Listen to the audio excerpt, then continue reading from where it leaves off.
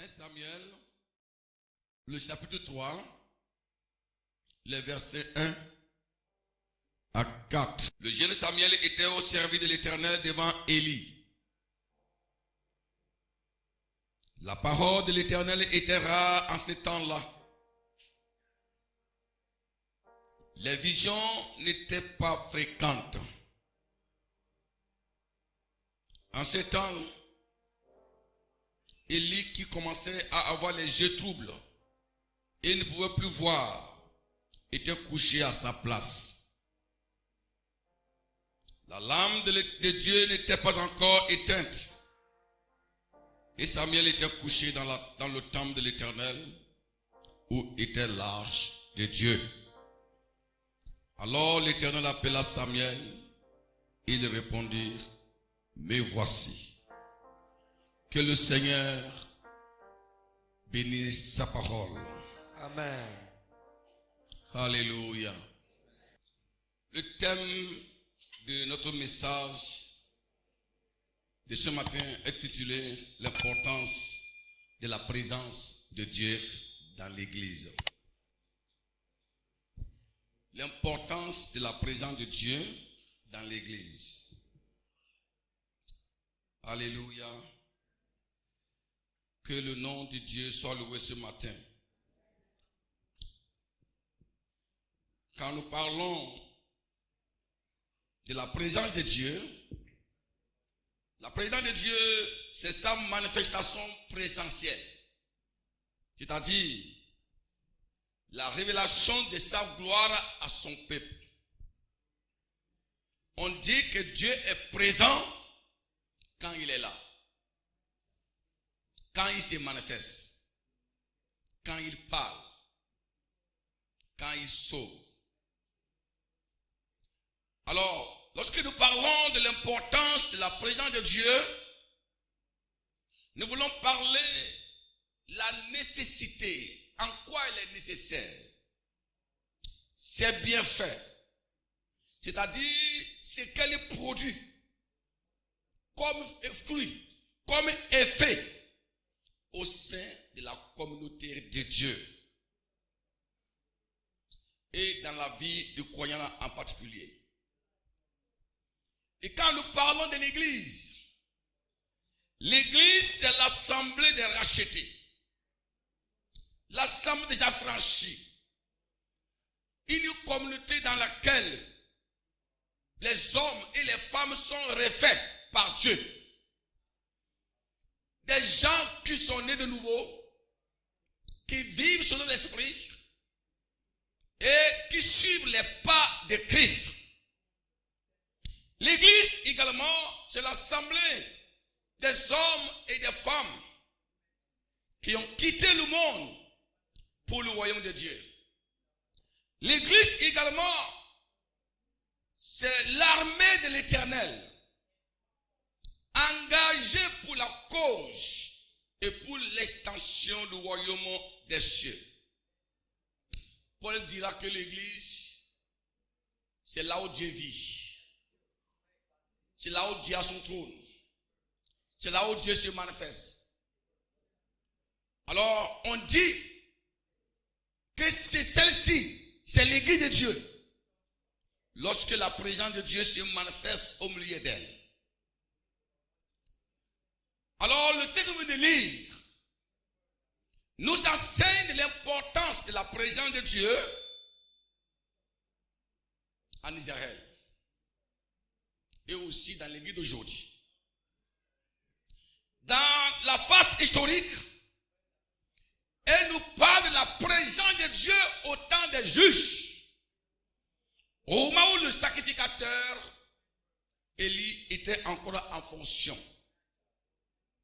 Il avait dit en ce temps-là, des visions, des songes étaient rares. La Bible parle de quel temps? Il parle le temps où Israël avait abandonné Dieu. Il parle le temps où Israël avait fait dos à Dieu. Il parle le temps où Israël avait souillé le temple de l'Éternel. Il parle de temps où les dieux étrangers avaient pris la place du vrai Dieu. Le temps d'Élie est le temps des juges. Ce temps était caractérisé par l'adoration d'Ashéra, Astarté, Milcom. Je dirais que Astarté, c'est le dieu de la fécondité. Alors, ce Dieu, Israël, après avoir abandonné l'Éternel, a amené ce Dieu-là chez les Cananéens, qui avait pris la place de Dieu en Israël. Il dit désormais que c'est Dieu qui apporte la fécondité. La fécondité des champs, des animaux, la fécondité aussi humaine. Astarté réclamait une protection sacrée à ses prêtresses pour que les femmes soient fécondes, pour que les champs soient fécondes. Désormais, Israël ne compte plus sur la présence de Dieu, mais il compte sur Astarté, d'où l'abomination, le sacrilège, voilà, va prendre place, puisque Astarté est le dieu de la fécondité, de la production, et que pour produire, pour qu'elle vous visite, il faut la prostitution sacrée. Tout ce qui avait cru en Astarté, tout ce qui s'était adhéré alors à cette divinité-là, devait se prostituer, devait se consacrer à la prostitution. D'où nous voyons le temple de l'Éternel à Shilo a été souillé par l'adultère, la fornication. C'est pourquoi on nous parle que les enfants d'Élie s'étaient livrés à cette prostitution-là. Pourquoi? Parce que la divinité la plus populaire en ce moment-là, c'était Astarté. Cela voudrait dire que les enfants d'Élie eux-mêmes pratiquaient cette divinité-là au sein du temple. Et ils ne voyaient pas le mal. Ils ne voyaient pas en quoi c'est dangereux, puisque c'est lui qui est devenu le vrai Dieu. Il faudrait qu'il porte dans l'église. C'est pourquoi les femmes acceptaient même de se laisser prostituer au sein du sanctuaire. C'est en ce temps-là, le chroniqueur de 1 Samuel dit, les révélations, les paroles de Dieu, les visions étaient rares. Parce que Dieu ne peut pas parler alors dans un contexte où l'abomination, l'adultère, où les cœurs sont souillés. Il est le Dieu de la sainteté, le Dieu saint ne peut pas se présenter dans un lieu où le péché, où la saleté, où l'abomination gouverne. La Bible dit également que Ashéra comme Milcom, les dieux comme Ashéra comme Milcom sont communs. Les Milcom ou Moloch, après Astarté, il faut Moloch. Moloch est le dieu qui recevait le sang des enfants, des bébés. Lui réclamait sa manifestation à condition que des bébés, des enfants soient consacrés, soient égorgés vifs. C'est pourquoi il dit, en ces temps-là, c'est-à-dire au moment où les bébés, les enfants étaient égorgés vifs, et que les sangs étaient aspersés dans les temples, sur des autels de Moloch, en ce moment-là, Dieu ne parlait plus. Dieu ne parlait plus. Autrement dit, Dieu a fait dos à son peuple. Dieu ne parle plus. C'est pourquoi vous devez souligner l'expression en ces temps-là. Cette expression nous souligne les caractéristiques spirituelles et morales du peuple de Dieu au temps d'Élie. En ce temps-là, Dieu ne parle plus. Autrement dit, en ce temps où Moloch, Astarté, Ashéra, Milcom ont pris la place du peuple de Dieu, alors le peuple de Dieu devint aveugle. Il ne recevait plus rien. Dieu ne parlait pas. Sa présence a quitté son peuple. Et la Bible déclare ceci. Plusieurs croyants qui adoraient autrefois le Dieu Israël ont pris leurs enfants. Ils ont égorgé. Ils ont consacré à des divinités. Surtout Moloch a fait du mal aux femmes elle a fait le mal aux enfants. Et dans l'histoire d'Israël, certains rois sont allés à égorger leurs enfants vivre dans l'autel. J'ai souvent parlé le roi Manassé, le roi, le pire, le plus mauvais d'Israël. Il a pris ses deux enfants, il a pris le couteau, il a mis dans le cou comme ça, il a coupé pendant que le sang sortait. Devant les Hébreux, il a égorgé pour asperger, pour donner quoi alors à Moloch. C'était des dieux pervers, des dieux méchants. Des dieux méchants. Les prophètes qui ont existé au temps des rois ont lutté sauvagement contre la pratique de ces actes. Le prophète Élie a lutté contre cela au temps d'Akab et sa femme Jézabel. Le prophète Osée a lutté contre cela. Le prophète Amos a lutté contre cela. Ils sont allés jusqu'à adresser les rois. Certains prophètes furent prisonniers, comme les Jérémie, pour dénoncer ces actes criminels qui se pratiquaient. La Bible dit, en ce temps-là, au temps où les démons buvaient le sang des bébés, au temps où Dieu ne parlait plus, au temps où même de ces femmes enceintes étaient ventrées, parce qu'il y a certaines divinités qui demandaient, alors des bébés qui sont encore dans le ventre. Comment trouver un bébé qui est dans le ventre? Il faut que la maman soit ventrée. La maman soit ventrée. Ce qui se passait était tellement terrible. Terrible. Donc, certaines femmes ont été arrêtées et on les mettait sous l'autel à carré. Et les prêtres ventraient le ventre.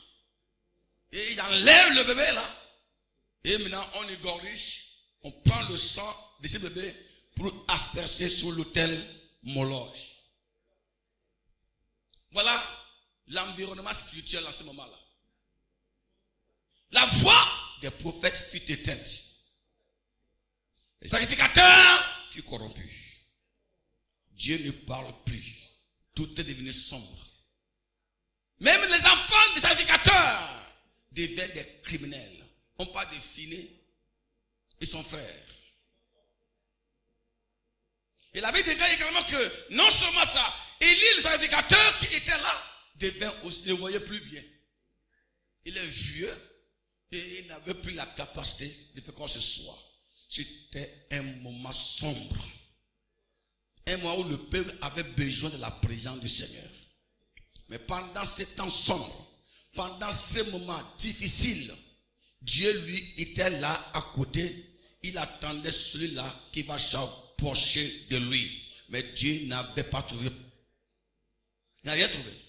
Mais la Bible déclare, gloire soit rendue à Dieu, une maman spirituelle qui craignait Dieu, qui avait encore la crainte du Seigneur, a pris son enfant et il l'a consacré à Dieu. Cette femme s'appelle Anne. Son fils dormait dans le temple de Dieu pendant que d'autres adoraient Moloch, Astarté, pendant que d'autres se portent Dieu. Samuel trouve sa place dans la présence de Dieu. Alors cette présence a fait du bien à Samuel. Et à travers cette présence de Dieu, le Seigneur va visiter ce jeune serviteur. Le Seigneur va le rétablir comme sacrificateur et prophète d'Israël. À travers lui, un grand réveil alors est arrivé en Israël. C'est à travers cette histoire, je vous ai tiré comme témoin l'importance de la présence de Dieu. Alors, je voudrais ce soir, ce matin, nous dire que le but de mon message est de nous amener tous à connaître en quoi la présence de Dieu est si importante et comment un enfant de Dieu peut cultiver, peut conserver, peut chercher la présence de Dieu dans sa vie. D'où mon premier point est celui-ci, en quoi la présence de Dieu est importante. Premièrement, la présence de Dieu nous permet à l'église d'entendre la voix de Dieu. Ici, nous voyons l'église au temps des temps sombres. Samuel est l'image de l'église de Dieu. Et Israël, là, est l'image d'une église qui traverse un moment difficile, d'une église privée de la présence de Dieu, d'une église qui n'entend plus la voix de Dieu, d'une église qui est aveugle, d'une église morte, d'une église qui est étouffée par l'ennemi, qui est étouffée par l'idolâtrie. Élie le prophète est l'image d'un pasteur étouffé, d'un pasteur encerclé, aveuglé, incapable de faire quoi que ce soit. Mais il croit que Dieu est fidèle. Il croit que Dieu est là. Mais il est étouffé.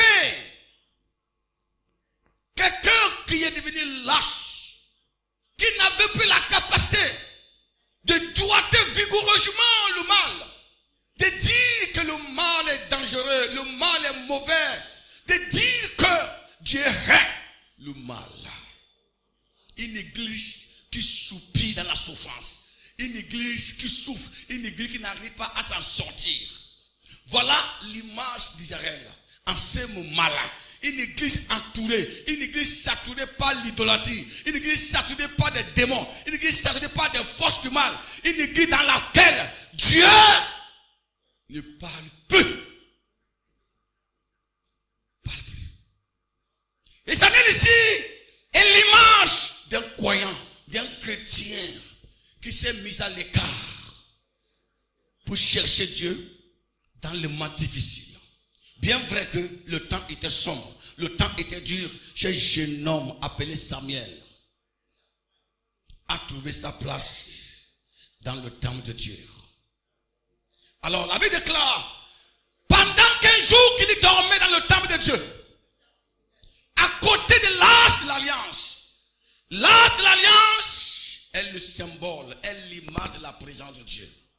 Pendant qu'il était couché à côté de cette arche de l'alliance, une nuit, pendant que la lampe était encore allumée, c'est-à-dire la lampe n'était pas encore éteinte. Alors ça veut dire quoi? Dieu lui était là, mais chez les gens qui ne cherchaient pas Dieu. Dieu lui était toujours présent chez les gens qui ont fait dos à Dieu et notre Dieu a fait dos au peuple. C'est comme aujourd'hui on dit, mais Dieu est où aujourd'hui? Pourquoi Dieu ne se manifeste plus comme avant? Pourquoi les miracles d'hier ne sont plus comme avant? On dit, mais Dieu est parti où? Dieu n'est pas parti. Dieu est toujours là, mais c'est des hommes qui ont quitté la présence de Dieu pour se trouver ailleurs. Pendant que les gens adoraient Astarté, Moloch, Milcom. Alors, la Bible déclare, Dieu était caché dans son temple. L'arche de l'alliance de Dieu était présente. Seuls ceux-là qui cherchaient Dieu l'a pu trouver. Samuel, pendant qu'il était là, à côté de l'arche de l'alliance de Dieu, une nuit, il a entendu la voix de l'Éternel qui dit, Samuel, Samuel. Il a entendu ça, il dit, me voici. La question est celle-ci. Comment Samuel a pu entendre la voix de Dieu pendant ces moments difficiles? Comment Samuel a pu entendre la voix de Dieu? Un moment difficile, on dit les visions étaient rares. Dieu ne parlait pas. Mais comment lui il a pu entendre la voix de Dieu en ce moment difficile? Parce que Samuel était à côté de l'arche de l'alliance. Parce qu'il était séparé du peuple. Il était attaché à Dieu. Il vivait dans la présence de Dieu. Mes amis, notre Dieu est un Dieu qui parle. Dieu parle. Notre Dieu n'est pas un sourd-muet. Un sourd-muet. Notre Dieu parle. Il peut te parler audiblement. Il peut te parler par des songes. Il peut te parler par les messages. Il peut te parler par ton frère. Dieu parle. Et quand Dieu parle, il veut que sa parole soit écoutée. Il veut quelqu'un qui ait une oreille spirituelle pour l'entendre. Alors, comment entendre la voix de Dieu quand il parle? Quand il parle, qui peut entendre cette voix-là? Quand Dieu parle, qui peut l'entendre? Celui-là qui peut entendre la voix de Dieu est celui-là qui vit permanemment dans la présence de Dieu. Mes amis, ne dites pas que Dieu ne parle pas. Dieu parle, mais ce n'est pas n'importe qui entend la voix de Dieu. C'est celui-là qui vit dans la présence de Dieu, qui a l'oreille spirituelle, qui peut entendre la voix de Dieu. Il y a des gens qui disent, oui, j'attends que Dieu me parle. Comment Dieu va? Où tu es? J'attends que Dieu me parle. Où es-tu? Tu attends que Dieu te parle. Où es-tu? Où es-tu? Es-tu dans la présence de Dieu?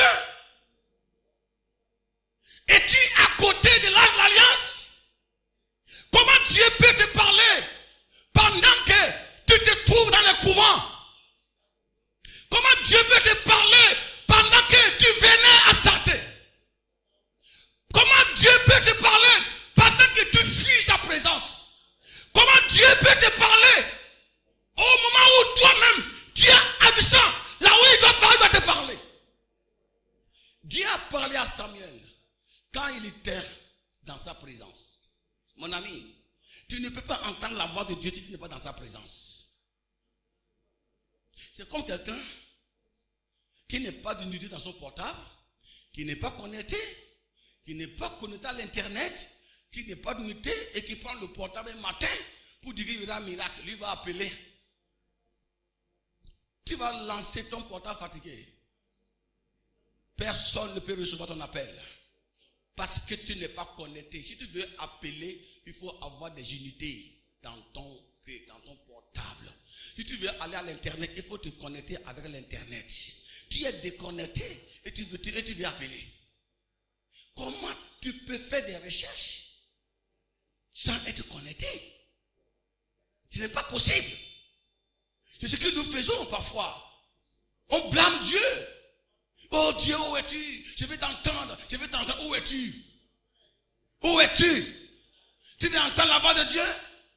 Dans la chambre des portes de Dieu? Tu veux entendre la voix de Dieu? Dans le concubinage? Tu veux entendre la voix de Dieu? Dans l'hypocrisie? Tu veux entendre la voix de Dieu? Dans les bars? Tu veux entendre la voix de Dieu? Dans la chambre de féticheur? Tu veux entendre la voix de Dieu? Pendant que tu pratiques ce qu'il ne veut pas que tu pratiques? Comment tu peux entendre la voix de Dieu? La Bible dit que Samuel a entendu la voix de Dieu pendant qu'il était encore dans le temple de l'Éternel, à côté de l'alliance. Dieu parle. Dieu parle. Mais peu de personnes entendent la voix de Dieu. Dieu parle. Mais peu de personnes arrivent à saisir la voix de Dieu. Parce que peu de personnes sont là où Dieu veut qu'ils soient. Peu de personnes sont là où Dieu veut qu'elles soient. Samuel était où? Toi qui veux entendre la voix de Dieu, va demander à Samuel où il était pour entendre la voix de Dieu. Pourquoi la Bible ne dit pas que les enfants d'Élie entendent la voix de Dieu? Les enfants d'Élie servaient Dieu. Où? Dans le tabernacle. Mais la Bible ne dit jamais que les enfants d'Élie étaient au service de Dieu. Pourquoi la Bible ne mentionne pas qu'ils étaient au service de Dieu? Mais pourtant ils servaient. Ils servaient. Pourquoi la Bible ne dit pas qu'ils étaient au service de Dieu? Parce que les enfants d'Élie servaient Dieu dans l'abomination, dans l'adultère, dans la fornication. Ils sont dans le temple, mais ils pratiquaient des choses. Alors, c'est pourquoi il n'est jamais mentionné que les enfants d'Élie étaient au service de Dieu. Parce que tout ce que nous faisons avec le péché va en enfer. Tout ce que nous faisons avec le péché, ce n'est pas un service. C'est-à-dire quoi? Si je prêche avec le péché, si je prêche moi-même en vivant dans le péché, ce n'est pas une prédication. Les gens me verront prêcher. Mais ce n'est pas une prédication. Parce que ma vie même n'est pas conforme à ce que j'ai dit. Hein? Est-ce que ta vie est conforme à la parole de Dieu, mon frère, ma soeur?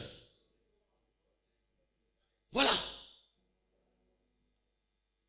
Je prêche contre l'adultère et je suis un adultère. Ce n'est pas une prédication.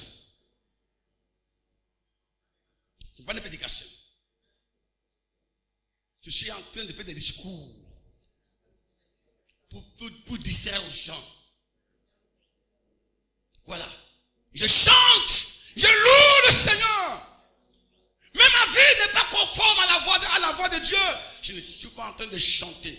Je suis en train de faire la distraction. C'est les hommes qui voient, qui pensent que tu es en train de servir Dieu. Mais Dieu ne le sert pas. Sur la terre, on va t'appeler servante de Dieu, serviteur de Dieu. Mais au ciel, quand on va compter ces serviteurs, tu n'es pas dedans. Tu n'es pas dedans. Tu n'es pas au service de Dieu. Tu n'es pas dedans. Parce que les conditions dans lesquelles tu dois rester pour servir Dieu là, tu ne l'es pas. Tu n'es pas dans cette condition-là. C'est pourquoi nous devons faire attention à la manière dont nous servons l'Éternel. Faites attention à la manière dont nous servons l'Éternel. Samuel était dans le temple. Il servait Dieu au temple et il était à côté de l'arche de l'alliance. l'a surpris par cet appel solennel. Samuel, Samuel. Là où tu es là, même si Dieu t'appelait, peux-tu entendre? Il y a des gens qui pensent que Dieu ne les appelle pas. Dieu peut t'appeler. Il peut t'appeler par ton nom. Martine, Martine, Martine. Comment Martine peut entendre la voix de Dieu pendant qu'elle est dans des lieux souillés? Mes frères et sœurs, Dieu veut te parler. Est-ce que Dieu veut te parler? Dieu veut te parler au sujet des situations dont tu traverses. Dieu veut te parler au sujet des combats que tu mènes. Dieu veut te parler au sujet de ta famille. Dieu veut te parler au sujet de l'entreprise que tu viens de commencer. Dieu veut te parler au sujet de ton foyer. Dieu veut te parler au sujet de ton mariage. Dieu veut te parler. Mais, est-ce que l'état dans lequel tu te trouves peut te permettre d'entendre la voix de Dieu? Hein? Est-ce que l'état dans lequel tu te trouves peut te permettre d'entendre la voix de Dieu? Si tu ne crois pas, si tu veux entendre la voix de Dieu, et rester dans la présence de Dieu comme Samuel l'a resté. Seule la présence de Dieu te permettra d'entendre la voix de Dieu. Alléluia. C'est la meilleure manière d'entendre la voix de Dieu. Il faut rester où? Dans la présence de Dieu. Même si le monde est pourri, si le monde est mauvais, même si tout le monde est mort, même si les églises sont pourries, toi qui se mets à l'écart pour chercher la présence de Dieu, tu vas entendre la voix de Dieu. Dieu va te révéler l'état de ton monde, l'état de ton environnement. Dieu va te parler. Mets-toi à l'écart. Sois à côté de l'alliance du Seigneur.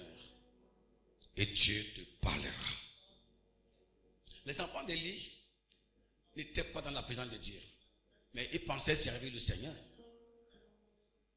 Ils étaient tellement morts spirituellement que jusqu'au point où ils n'ont plus la crainte de Dieu. Ils ne connaissaient même pas la valeur de l'alliance. Vous comprenez ça? Quand quelqu'un est mort, la personne n'a plus de conscience gênée, même d'être au service de Dieu, de toucher même des choses sacrées.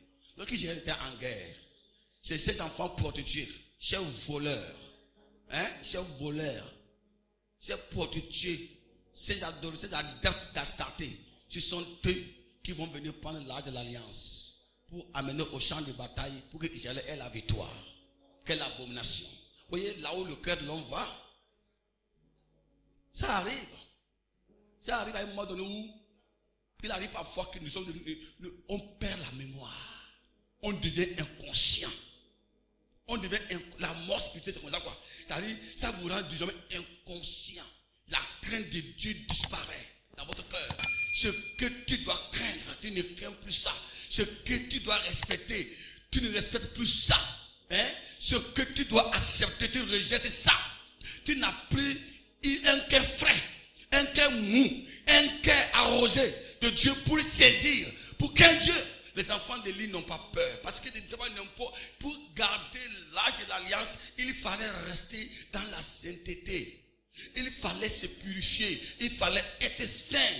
Tu ne devais pas se livrer à la fornication, à l'adultère. Ces enfants qui livraient dans la prostitution, alors comme ils sont des Lévites, la famille des Lévites, alors ils vont venir prendre l'arche de l'alliance. Ils ont oublié qui ils étaient. Ils ont oublié qu'ils n'étaient plus en règle. Ils ont oublié que ils sont dans une condition qui ne les permettait plus de toucher l'arche de l'alliance. C'est comme ça que notre comportement devient lorsque on meurt, lorsque le péché domine, lorsque le péché devient notre patron, lorsque le péché devient notre conducteur.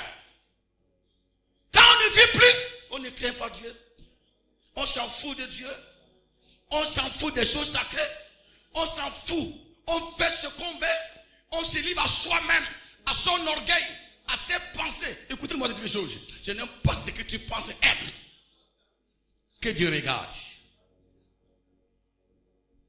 Ce n'est pas ce que tu penses être devant Dieu qui te qualifie enfant de Dieu, mais c'est ce que Dieu pense que tu sois qui est important. Et ce que Dieu pense que tu es qui est important. Et non ce que toi tu penses être. Ce n'est pas de nous des adorateurs. Non. Ce n'est pas les déclarations de la bouche que fait de nous des serviteurs et des servants de Dieu. Pas de tout. Non et non. Ce qui fait de nous des enfants de Dieu, ce qui permet à Dieu de communiquer avec nous, ce qui permet à Dieu de nous apprécier, de nous accepter, c'est ce que nous sommes devant Dieu et non ce que nous sommes pour nous-mêmes. Qui es-tu devant Dieu? Voilà deux chrétiens dans la même église. Des chrétiens, des groupes de chrétiens dans la même église. Le chrétien Samuel et le chrétien Ophini et Phiné de la même église à Silo. Ils adorent le même Dieu, mais les cœurs différents. Dieu parle à l'autre et les autres là se livrent quoi, la protection. Ils viennent dans l'église, ils touchent. Puis tellement ils se moquent même. Comme c'est un esclave, lui ne connaît rien. Comme c'est pas rien, il se moque de lui-même. Surtout aujourd'hui, quand il aime se consacrer à Dieu, quand il aime se donner à l'œuvre de Dieu, il y a toujours des enfants de lui cachés dans l'assemblée qui vont se moquer de vous. Voilà, vont se moquer de nous. Il dit voilà, c'est lui, tout le temps, il est à l'église. Et lui, il est à l'église. Je ne sais pas ce qu'il gagne là-bas même. Je ne sais pas ce qu'il gagne là-bas. C'est lui, il est à l'église. Hein? Au lieu d'aller travailler, au lieu d'aller servir, au lieu d'aller travailler, il doit à l'église. On ne peut pas refuser quelqu'un d'aller travailler. Oui, quand quelqu'un travaille un jour, si quelqu'un fait son programme bien, il travaille et il se consacre aussi régulièrement. Ce n'est pas pour toi une raison de le dénigrer en disant fais attention aux enfants de Dieu qui attaquent votre foi, qui attaquent votre vie chrétienne, qui attaquent votre consécration. Ces enfants de Dieu, ils sont là pour poser des actes qui vont t'amener à reculer en arrière. Samuel entend la voix de Dieu dans la nuit, lorsqu'il était à côté de l'alliance. Veux-tu entendre la voix de Dieu? Il faut être ce que Dieu veut que tu sois. C'est ça la présence de Dieu nous permet de faire. La présence de Dieu également nous permet